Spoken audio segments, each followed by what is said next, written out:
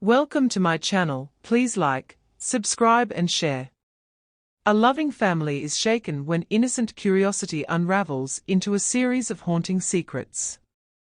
As guilt and silence take root, the once unbreakable bond between siblings begins to crack under the weight of their choices.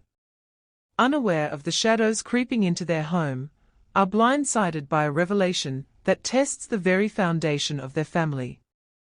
Once upon a time, in the heart of Elmira, a quaint and peaceful city, there lived the Hartley family. James and Clara Hartley were the kind of parents everyone admired. They were hard-working, devoted, and determined to give their children, Evelyn and Victor, the best life possible. Evelyn, a spirited and joyful 15-year-old girl with a smile that could melt the coldest hearts, was the apple of everyone's eye. Her younger brother, Victor, a 13-year-old, was quieter, always lingering a step behind his sister. Wherever Evelyn went, Victor was never far behind, their bond unbreakable, and admired by all who knew them. James was a factory supervisor, often working late into the night, while Clara ran a small bakery in the heart of Elmira. To reward their children for their good behavior and academic achievements, James surprised Victor with a shiny new smartphone. At first, the device brought nothing but joy and curiosity to the siblings, who spent hours exploring its features together. One day, Victor returned from school with a curious glint in his eye. "Evelyn," he said, holding up the phone. "Come see this." Evelyn's brow furrowed. "What is it?" she asked, leaning closer as Victor climbed onto her bed. With a tap of his finger, a video began to play. The screen flickered with strange and unfamiliar images, ones that neither sibling understood, but that sparked a strange mix of curiosity and discomfort. "Why are they doing that?" Evelyn asked, her voice tinged with unease. Victor giggled nervously. "I don't know, but it's funny. Look at how silly they are." It was a moment of innocent curiosity, but it marked the beginning of a journey neither of them could foresee. The Hartley parents, like many in Elmira, were busy providing for their family. Most afternoons, Evelyn and Victor were left to their own devices. It was during these quiet hours that their curiosity about the videos grew. What had started as innocent amusement became a habit, their fascination with the unknown intensifying. They began to whisper about the things they had seen, their laughter masking the confusion and unease that simmered beneath the surface.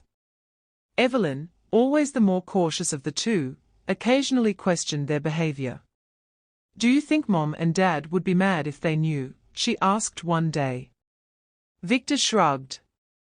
"It's just videos. They wouldn't care." But Evelyn wasn't so sure. Deep down, a quiet voice warned her that they were treading dangerous ground. As weeks turned into months, the siblings' bond grew stronger, but also more complicated. The secrets they shared began to feel like a barrier between them and the rest of the world. One afternoon, as they sat in their room, Victor leaned closer to Evelyn and whispered, "Do you ever wonder what it feels like to do what they do?" Evelyn's heart raced. "Victor, that's crazy. We can't." "Why not?" Victor asked, his voice steady but his eyes unsure. "It's just us. No one else will ever know." Evelyn hesitated, her mind swirling with doubt. But Victor's confidence and their unshakable bond won out. Reluctantly, she agreed, and what began as a childish experiment soon spiraled into something far darker and more dangerous. The quiet house that once felt like a haven became a prison of silence and shadows. Evelyn and Victor's secret, once thrilling, began to weigh heavily on their hearts. Evelyn found herself lying awake at night, staring at the ceiling, guilt and confusion gnawing at her. "Victor," she whispered one night. "Do you think this is wrong?" Victor was silent for a long moment before replying, "It's just us, Evelyn. No one else will ever know." But deep down, Evelyn knew that some secrets could never stay hidden forever. The day started like any other. Clara was busy kneading dough in the bakery, and James was on his way to the factory. Evelyn and Victor were left to their routines, but the tension in the air was unmistakable. It was the day Clara decided to clean the children's shared room. As she moved books and toys, her hand brushed against Victor's phone, which had been carelessly left on the desk. The screen lit up, displaying an unfamiliar video thumbnail. Curious, Clara unlocked the phone. Victor had never thought to set a password. Her heart sank as the video began to play. She paused it almost immediately, her hands trembling. Clara didn't fully understand what she had seen, but it was enough to set her mind racing. She called James, her voice shaky as she recounted the discovery. "What should we do?" Clara asked, her voice breaking. "Do we confront them?" James was silent for a moment. "Not yet," he finally said. "Let's watch them closely first. Maybe it's not what we think." But Clara's instincts told her otherwise, and the seed of doubt began to grow. The bakery, usually a bustling hub of the community, became a quiet haven for Clara's troubled thoughts. That afternoon, Mrs. Bennet, a long-time customer, noticed Clara's distracted demeanor. "Is everything all right, Clara?" she asked, her voice filled with genuine concern. Clara hesitated before confiding, "I found something on Victor's phone. I don't know what to do."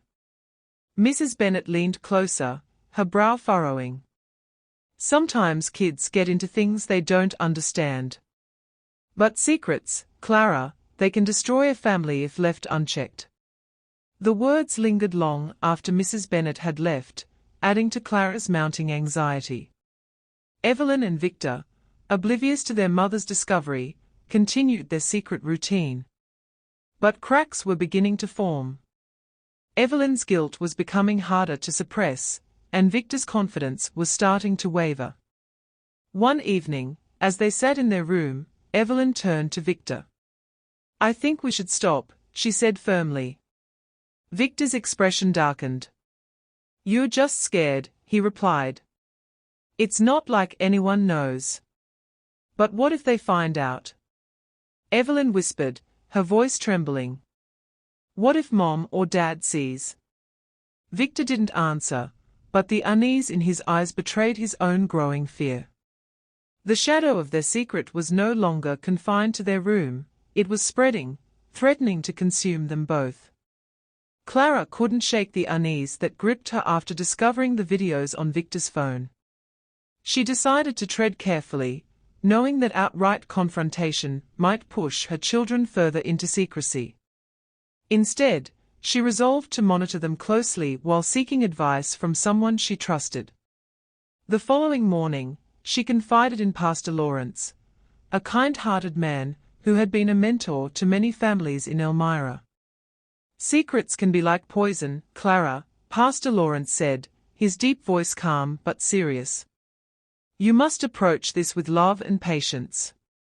Talk to them, but don't make them feel cornered. They need to know you're on their side." Clara nodded, though fear still gnawed at her. She returned home that evening, determined to create a safe space for Evelyn and Victor to open up. But as she watched them at dinner, laughing and chatting as if nothing was wrong, the weight of what she didn't know pressed heavily on her chest. Evelyn's nights had become restless. Each time she closed her eyes, her mind replayed the videos, the whispers, and the uneasy feeling that their secret was about to unravel. Victor, on the other hand, seemed unbothered, his demeanor calm and his confidence intact. One night, Evelyn couldn't hold it in any longer. "Victor," she said quietly as they lay in their beds. "I think Mom knows something." Victor turned to her, his face shadowed by the dim glow of the street light outside. "She doesn't know anything," he said firmly. "Stop worrying so much. We're fine." But Evelyn wasn't convinced. The fear that their world could collapse at any moment was becoming too much to bear. The tension finally boiled over one sunny afternoon. Clara was in the kitchen preparing lunch when she overheard a hushed conversation between Evelyn and Victor in the living room. Their voices were too low to make out most of the words, but one phrase from Evelyn sent a chill down Clara's spine. "We have to stop, Victor. It's not right." Clara froze, her heart racing. She knew she couldn't ignore it any longer. Taking a deep breath, she stepped into the living room. The siblings fell silent, their faces pale as they turned to her. "Is everything okay?" Clara asked, her voice steady despite the turmoil inside her. Evelyn's eyes darted to Victor, who quickly recovered and smiled. "Yeah, Mom. We were just talking about school stuff." Clara didn't press further, but the unease in her children's expressions told her that something was terribly wrong. That evening, after James had come home, Clara decided it was time to confront her children. She gathered the family in the living room, her heart pounding as she tried to find the right words. "I've noticed some things lately that have me concerned," she began, her eyes moving between Evelyn and Victor. "Your father and I want to make sure you feel safe talking to us about anything. Whatever it is, we are here to help."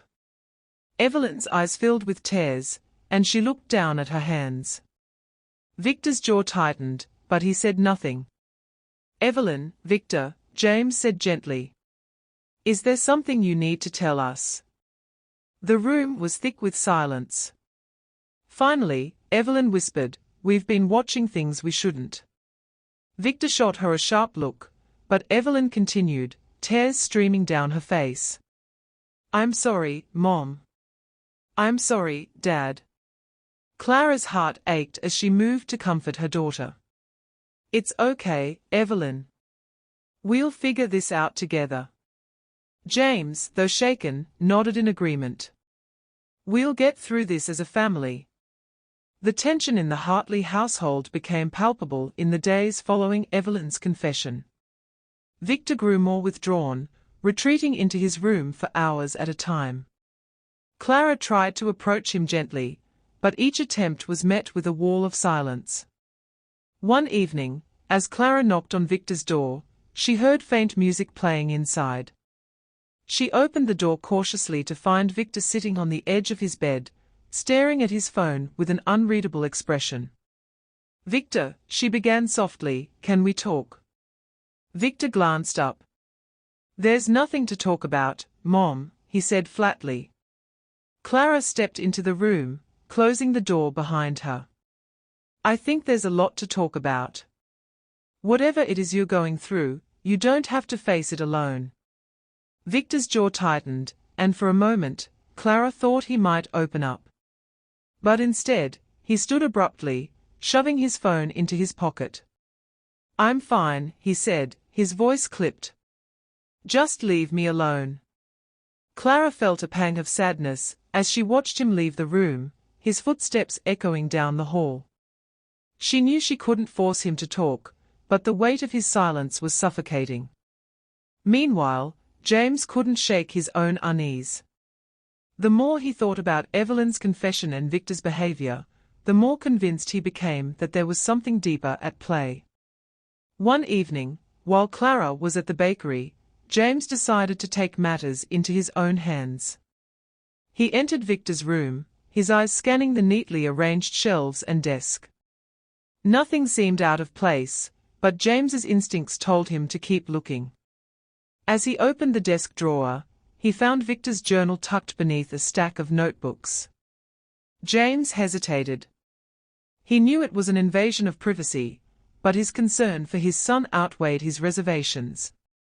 Flipping through the pages, he found scribbled notes and drawings, some innocent, others darker and more troubling. Victor's journal haunted James as he sat at the dining table, his hands clasped tightly around a mug of untouched coffee. Clara entered, noticing his pale expression. "James, what is it?" she asked, her voice filled with concern. He looked up, his eyes heavy with worry. "It's Victor," he began. "I found his journal. He's struggling more than we realized. Clara, I think he feels trapped, like he's carrying something too heavy for him to bear." Clara sat down beside him, her face falling. "What do we do? We can't just let this go." James nodded. "We need to talk to him, but gently. We can't push too hard, or he'll shut us out completely." That evening, the Hartleys sat together in the living room. The atmosphere was tense, each member of the family weighed down by their own thoughts. Finally, James broke the silence. "Victor, Evelyn," he began, his voice steady but firm. "We've noticed some things lately that concern us. This is a safe place. Whatever it is, we want to help." Victor's eyes narrowed, his body stiffening. "There's nothing to talk about," he said flatly. Evelyn glanced at her brother, her hands trembling. "Victor, maybe we should." "No." Victor snapped, standing abruptly. "You've already said too much. Just leave it alone." He stormed out of the room, leaving the rest of the family in stunned silence. Evelyn buried her face in her hands, tears streaming down her cheeks. "I'm sorry," she whispered. "I'm so sorry." Clara moved to comfort her, but James's focus was elsewhere. His gaze followed Victor's retreating form, determination hardening his expression. Evelyn couldn't sleep that night. The weight of her guilt pressed down on her chest like a stone. She replayed the events of the evening in her mind, Victor's anger and her parents' disappointment swirling together into a storm of emotions she couldn't escape.